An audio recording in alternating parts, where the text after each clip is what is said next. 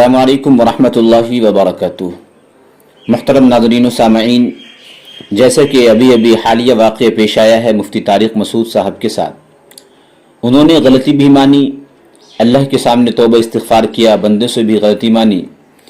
इन सारे काम के बावजूद बाज़ लोग हैं जो इसको मानने को तैयार नहीं है। उनके हक़ में दुआ करते हैं कि अल्लाह उन्हें सही समझ अता फ़रमाए। लेकिन एक ताज़ा मामला आया है, चूँकि उनका ये शेवा रहा है कि वो कमियां निकालते हैं, खूबियों को भुला दिया करते हैं।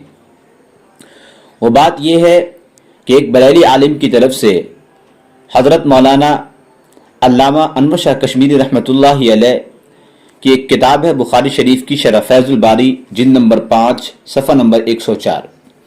उसमें से एक इबारत नकल करते हैं और इबारत नकल करने के बाद ये वावेला मचा रहे हैं कि नऊज़ु बिल्लाहि मिन ज़ालिक, अल्लामा अनवर शाह कश्मीरी जो है ये कुरान में तहरीफ लफ्ज़ी के कायल हैं। तहरीफ लफ्ज़ी का मतलब होता है यानी उसके लफ्ज़ में बदलाव, इसके कायल हैं। इसी बिना पर वो काफिर है, नऊज़ु बिल्लाहि मिन ज़ालिक। ये इसका वावेला मचा रहे हैं।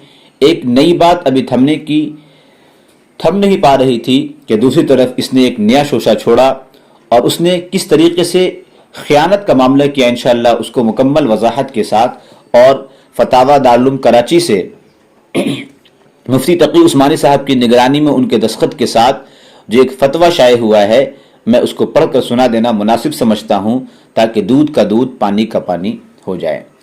आइए, आपकी स्क्रीन पर फतवा भी चल रहा है और साथ ही साथ मैं पढ़कर आपको सुना भी रहा हूँ। हज़रात मुफ्तियान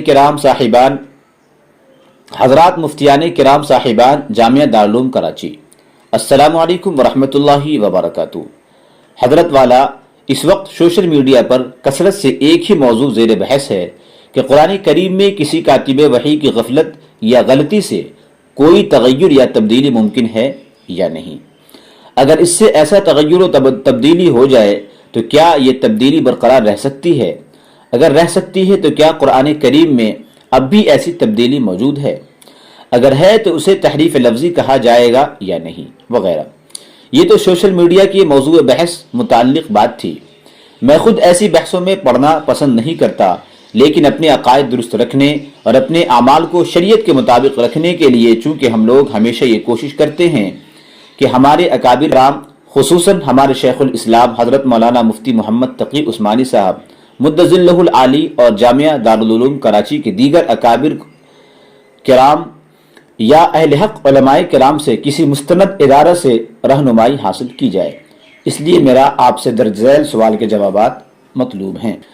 अब इन्होंने नंबर वाइज सवालात कर रखे हैं, इसको बगौर समात फरें। नंबर 1, तहरीफ लफ्ज़ी किसे कहते हैं और उसकी क्या तारीफ है? नंबर 2, क्या कुरान करीम में तहरीफ लफ्ज़ी मौजूद होने का अकीदा रखना जायज़ है?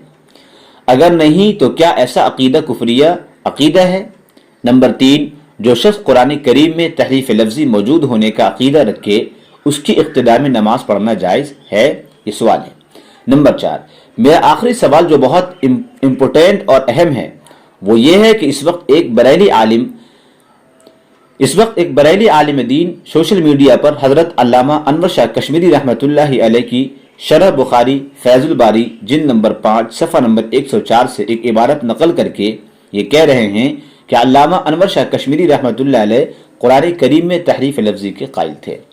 अलियाज़ु बिल्लाह, वो काफिर थे। बंदा तो इन साहब की बात को सरासर गलत समझता है, इसे हरगिज दुरुस्त नहीं समझता, लेकिन इसने जो इबारत पेश की है इसमें इसका शुबा मौजूद है। कैसे मौजूद है? इबारत में बात समझ में आएगी और इसका जवाब भी बगौर समात फरमाएंगे। इसलिए अगर इस इबारत का सही मतलब व महमिल बयान फरमा दें तो आप हजरात की इनायत होगी। अल्लाह ताला आप हजरात का साया हम पर कायम दायम रखे, आमीन या रब्बल आलमीन। फैज़ुल बारी की इबारत अरबी में इबारत है, आप देखेंगे थोड़ी सी इबारत साफ नहीं है। नोट, ये आखिरी सवाल ज़्यादा काबिल तवज्जो है और जल्दी भी है, क्योंकि कुछ शरफसंद लोग इसे बहुत ज़्यादा उछाल रहे हैं। जल्दी की वजह से हमने ये सवाल दीगर इदारों को भी भेजा है ताकि कहीं से हमें जल्दी जवाब मिल जाए और हम उनका मुंह बंद कर सके। बंदा असलम खान गौरी, जावेद बहरिया, फेज़ 2, सील नंबर, इतने नंबरात लिखे हैं। दारुल इफ्ता में ये सवाल कायम किया गया है, सवाल भेजा गया है। دیکھیے اس میں جو مین بات ہے وہ کیا ہے، انہوں نے کہا ہے کہ یہ آخری سوال، یعنی آخری سوال کیا تھا؟ آخری سوال جو بہت امپورٹنٹ اور اہم ہے وہ یہ ہے کہ اس وقت ایک بڑے عالم دین سوشل میڈیا پر انور شاہ کشمیری رحمۃ اللہ علیہ کے خلاف ایک عبارت سے یہ نقل کرتے ہیں کہ وہ قرآن کریم میں تحریف لفظی کے قائل ہے، اس لیے وہ کافر ہے، نعوذ باللہ من ذالک۔ اس کو انہوں نے امپورٹنٹ بات کہی ہے۔ اب دیکھیے جواب۔ بسم اللہ الرحمن الرحیم، الجواب بعون ملہم الصواب۔ نمبر 1 جواب، مطلب جس طریقے سے نمبر وائز سوالات کیے گئے اس طریقے سے نمبر وائز جواب بھی دے رہے ہیں۔ تحریف لفظی کا مطلب یہ ہے کہ اصل لفظ میں تبدیلی کر دی جائے، خواہ ایک لفظ کی جگہ دوسرا رکھ کر یا کسی لفظ کو حذف کر کے یا کوئی لفظ بڑھا کر کے۔ ان تمام صورتوں کا نام کیا ہے؟ تحریف لفظی۔ جیسے کہ انہوں نے حوالہ پیش کیا، ملاحظہ ہو حاشیہ بائبل سے قرآن تک، جلد 2 باب 2 صفحہ نمبر 13۔ دیکھیے عربی عبارت نقل کی ہے کہ یعنی انہوں نے کہا تحریف لفظی کا مطلب کیا ہے، اس کی عبارت نقل کی ہے، التحریف لغتاً وغیرہ وغیرہ۔ چونکہ آپ دیکھ رہے ہیں کہ مکمل صاف نظر نہیں آ پا رہا ہے، میں اس کی عربی عبارت بھی جہاں پہ ضروری ہوگا انشاءاللہ اس کو پڑھ دوں گا، چاہے تھوڑی دقت ہی کرنا پڑے یعنی دیکھنے میں۔ نمبر 2، قرآن کریم میں تحریف لفظی موجود ہونے کا عقیدہ رکھنا ہرگز جائز نہیں، ایسا عقیدہ کفر ہے۔ انہوں نے سوال کیا تھا، اس کا جواب یہ دیا، جیسا کہ فتاوی عثمانی جلد نمبر 1 صفحہ نمبر 82 میں موجود ہے، آپ وہاں جا کر کے دیکھ سکتے ہیں۔ قرآن کریم میں تحریف لفظی کا عقیدہ رکھنا کفر ہے، یعنی چھوٹی سی عبارت نقل کر دی کس سے؟ فتاوی عثمانی سے۔ آگے دیکھیے تیسرے سوال کا جواب، جو شخص قرآن کریم میں تحریف لفظی کا قائل ہو اس کی اقتداء میں نماز پڑھنا جائز نہیں، جیسا کہ فتاوی عثمانی جلد نمبر 1 صفحہ نمبر 82 میں ہے۔ وہ کیا ہے کہ جو شخص قرآن کریم میں تحریف لفظی کا قائل ہو وہ مسلمان نہیں، کافر ہے، ایسے شخص کے پیچھے نماز نہیں ہوگی۔ یہ 3 سوالات ہو گئے۔ اب دیکھیے جو امپورٹنٹ سوال ہے نمبر 4، آپ نے فیض الباری سے جو عبارت نقل فرمائی وہ صحیح بخاری شریف میں موجود حضرت عبداللہ ابن عباس رضی اللہ تعالی عنہما کی ایک روایت کی تشریح میں لکھی گئی اور وہ روایت درج ذیل ہے۔ کیا ہے؟ اس میں دیکھیے میں عبارت پڑھ رہا ہوں، عن ابن عباس رضی اللہ عنہما قال یا معشر المسلمین کیف تسألون اہل الكتاب وكتابكم الذي انزل على نبيه صلی اللہ علیہ وسلم احدث الاخبار بالله تقرؤونه لم يشب وقد حدثكم الله ان اهل الكتاب بدلوا ما كتب الله وغيروا بأيديهم الكتاب فقالوا هو من عند الله ليشتروا به ثمنا قليلا افلا ينهاكم ما جاءكم من العلم عن مسألتهم ولا والله ما رأينا منهم رجلا قط يسألكم عن الذي انزل عليكم صحیح البخاری۔ روایت نقل کرنے کے بعد بتا رہے ہیں اس روایت میں موجود جملہ، کون سا جملہ؟ ان اہل الکتاب بدلوا ما کتب اللہ وغیروا بایدیہم الکتاب کی وضاحت کرتے ہوئے حضرت علامہ انور شاہ کشمیری رحمۃ اللہ علیہ نے فیض الباری میں مذکورہ عبارت میں پچھلی کتب سماویہ یعنی تورات، انجیل اور زبور میں جو تحریف و تبدیلی ہوئی اس بارے میں پہلے یہ فرمایا کہ اس میں 3 مذاہب ہیں۔ غور سے سماعت فرمائیں گے۔ لیکن اس عبارت کے تحت یعنی ان اہل الکتاب کہ یقیناً اہل کتاب نے بدلوا ما کتب اللہ کے لکھے ہوئے فرمان کو بدل دیا، وغیروا بایدیہم الکتاب اور اپنے ہاتھوں سے کتاب کو بھی بدل ڈالا۔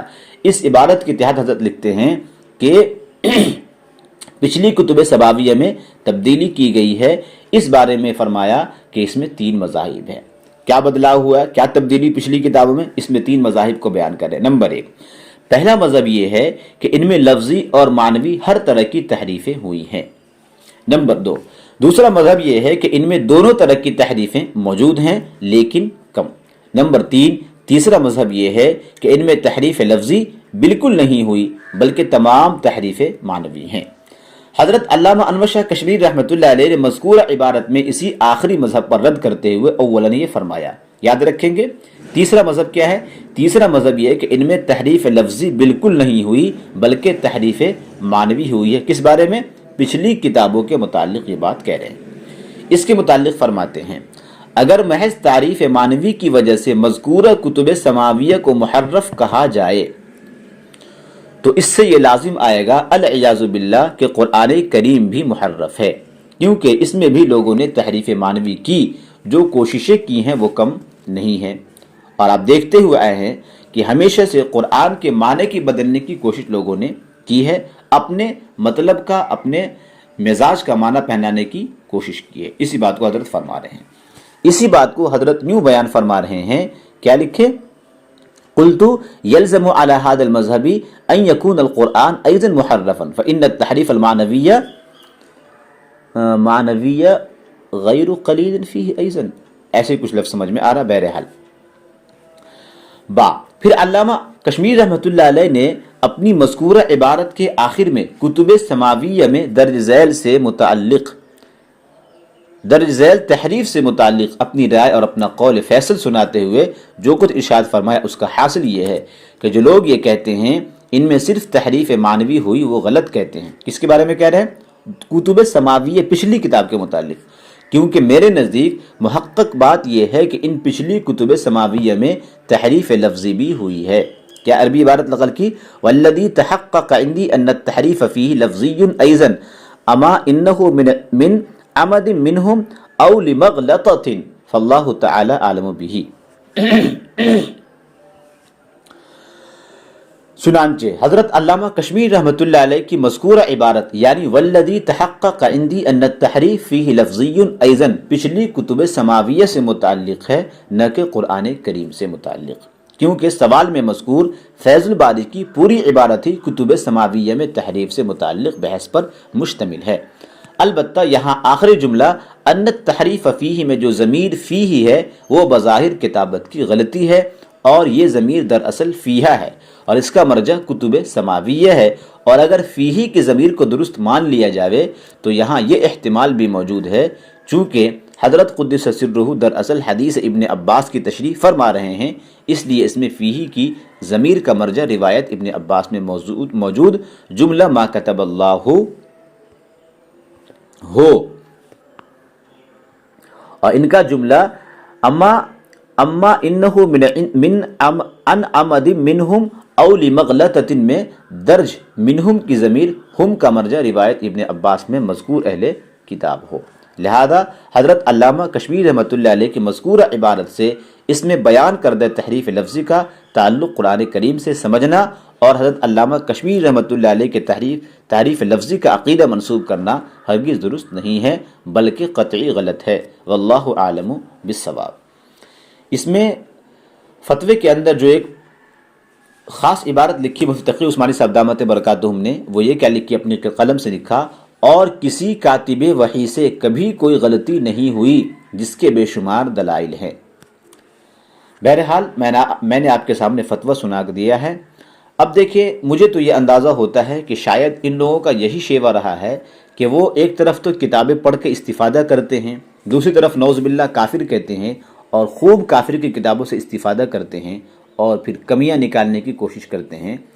ظاہر سی بات ہے کہ کوئی بندہ ایسا عقیدہ رکھ ہی نہیں سکتا، اور ایک وہ جنہوں نے پوری زندگی اپنی پوری زندگی دین کی خدمت کے لیے جھونک دیا، قرآن اور احادیث کی خدمت کے لیے جھونک دیا، اس کے تعلق یہ بات پھیلانا یہ سراسر انصاف سے ہٹی ہوئی بات ہے، عناد اور دشمنی کی بات ہے۔ اللہ رب العزت ایسے